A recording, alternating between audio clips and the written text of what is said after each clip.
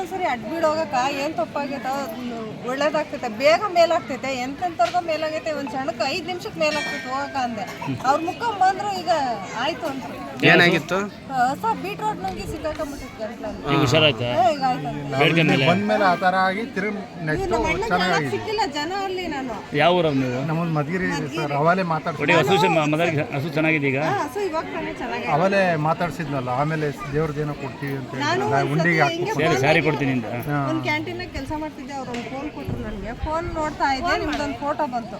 Photo ಹೊಡೆದು ಒಂದು ಹೊಡೆದೆ ಏಕ ಬಂತು. ಈಗ ನಾನು ನಮ್ಮ ಅಣ್ಣಂಗೆ, ನಮ್ಮ ಅಕ್ಕಂಗೆ, ನಮ್ಮ ತಂಗಿಗೆ ಅಲ್ಲಿ ಒಂದು ಅಪಾರ್ಟ್ಮೆಂಟ್ ಆಗಿ 500-600 ದುಡ್ಡು ಕೊಟ್ಟು ನಮ್ಮ ಹೆಸರು ಹೇಳಿ ಕೆಲಸ ಆಗ್ಬೇಕು ಅಂತ ಅಂದ್ರು.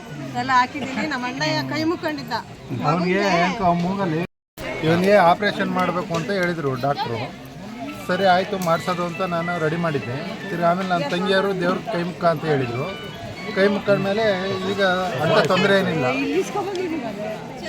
ಏನಿಲ್ಲ, ಈಗ ಇಲ್ಲಿ ಬಂದು ಪೂಜೆ ಮಾಡಿಸ್ಕೊಳೋಣ ಅಂತ ಬಂದಿದ್ದೆ. ಮಗು ಹುಷಾರಾಗಿದೆಯಾ? ಮಗ ಚೆನ್ನಾಗಿದೆ. ನೀವು ಏನಾಗಿತ್ತು ಅವನಿಗೆ? ಮೂಗಲ್ಲಿ ಏನೋ ಬೆಳೆದ್ಬಿಟ್ಟು ಉಸಿರಾಡಕ್ಕಾಗ್ತದೆ. ದೇವ್ರು ಬೇಡ್ಕೊಂಡು ಚೆನ್ನಾಗಿದೆ. ಚೆನ್ನಾಗಿದೆ.